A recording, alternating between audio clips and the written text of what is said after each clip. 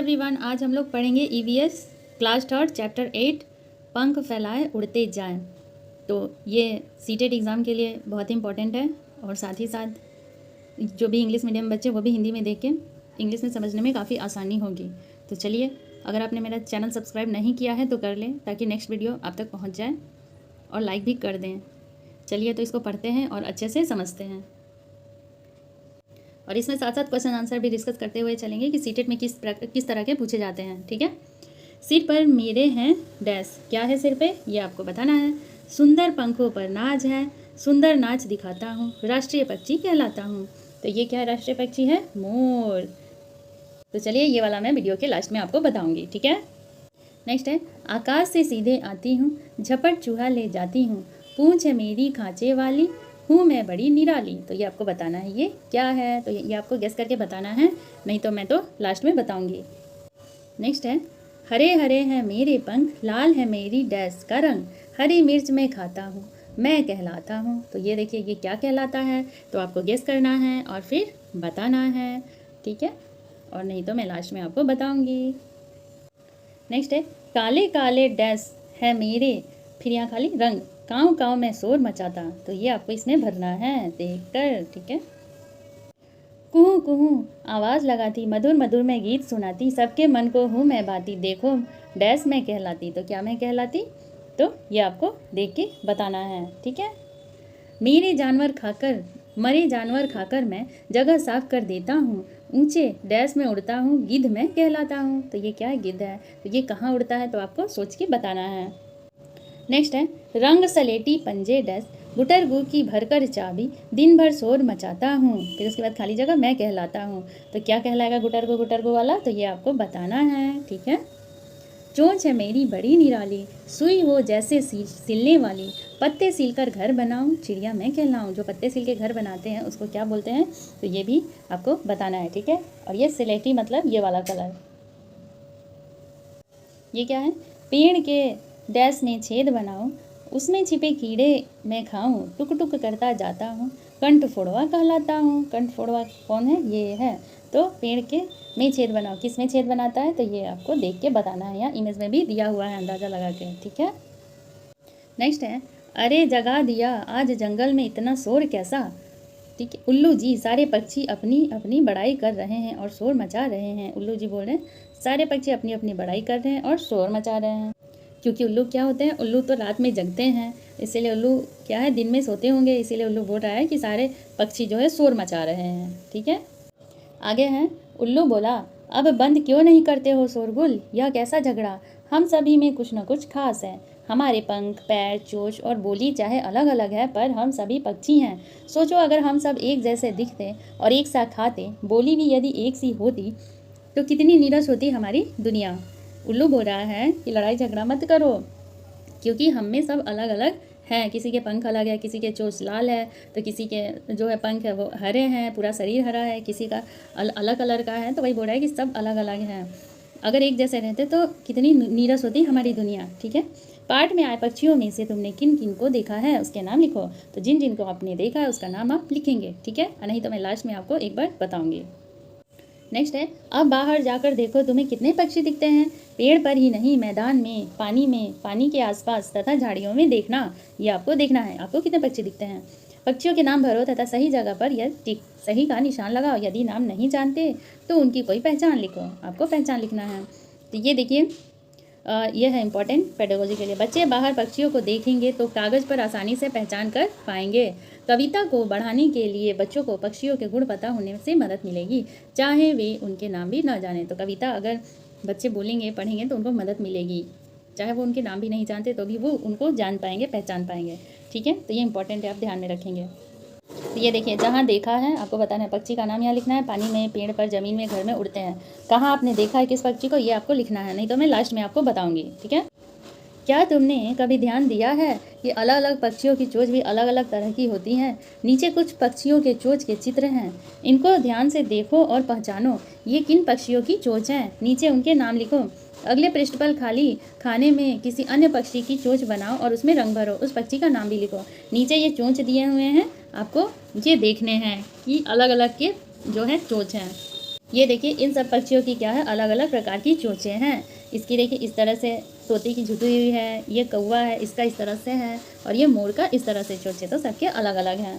देखिए ये भी इम्पॉर्टेंट है। बच्चों की पक्षियों में रुचि बढ़ाने के लिए बच्चे चुपचाप बैठकर पक्षियों को देखें तथा अपने अवलोकनों को नोट करना सीखें तथा कक्षा में सभी को बताएं। तो इस तरह से बच्चे क्या है, पक्षियों के बारे में और अच्छे से सीख पाएंगे। तो ये भी आप ध्यान में रखेंगे। बनाया हुआ है पक्षियों के चोंच के फ़ोटो, यहाँ आपको भी बनाना है एक, और उसका नाम नीचे लिखना है, ठीक है? नहीं तो मैं लास्ट में आपको बताऊंगी।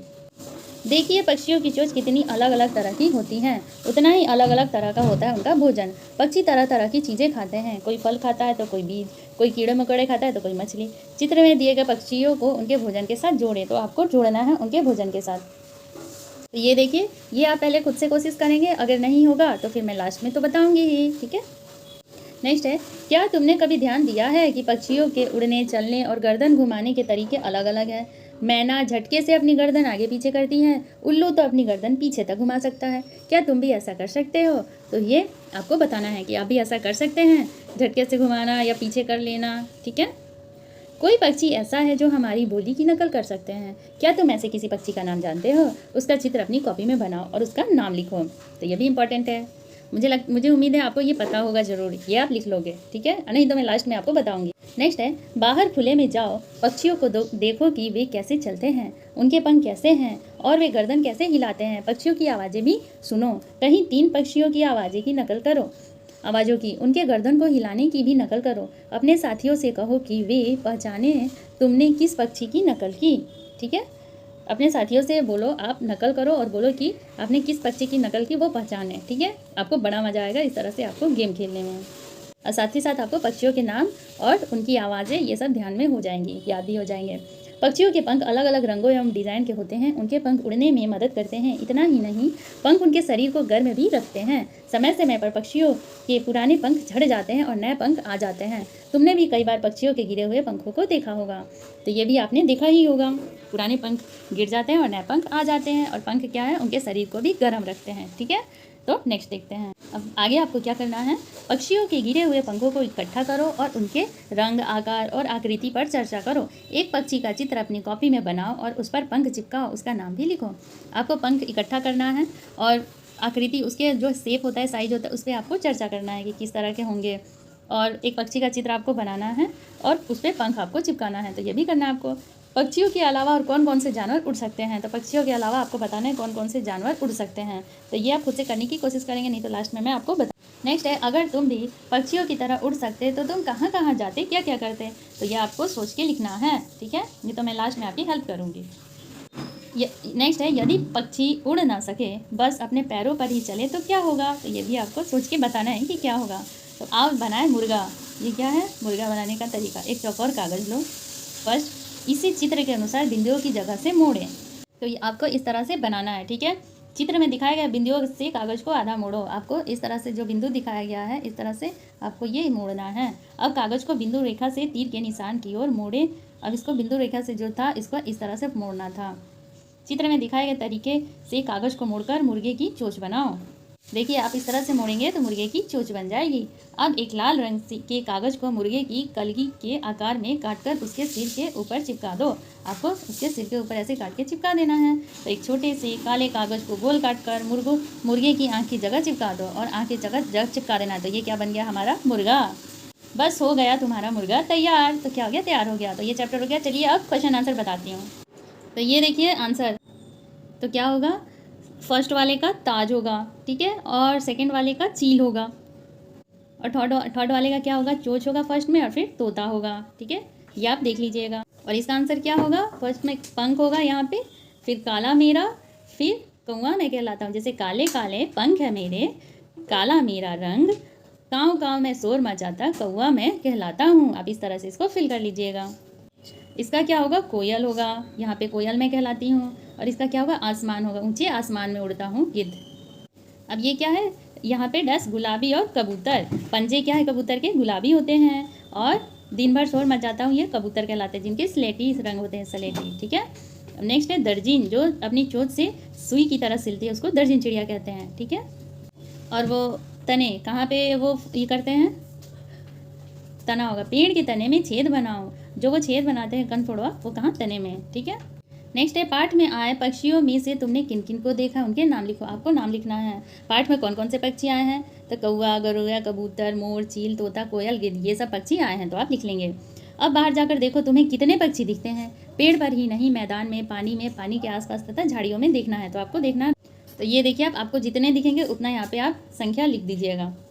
यहाँ आपको बताना था कि पक्षी जो हैं कहाँ पे रहते हैं, यहाँ नाम लिखना है और ये कहाँ रहते हैं वो। तो कौवा कहाँ रहता है, तो पेड़ पे, तो यहाँ पे आप टिक मार देंगे। कबूतर कहाँ रहता है, तो पेड़ पर, ज़मीन पर, घर में, उड़ते हुए, तो ये आप इस तरह से कर देंगे। बत्तख का लिख देंगे, पानी में रहते हैं। सारस कहाँ रहते हैं, तो पानी में और पेड़ पर, दोनों जगह।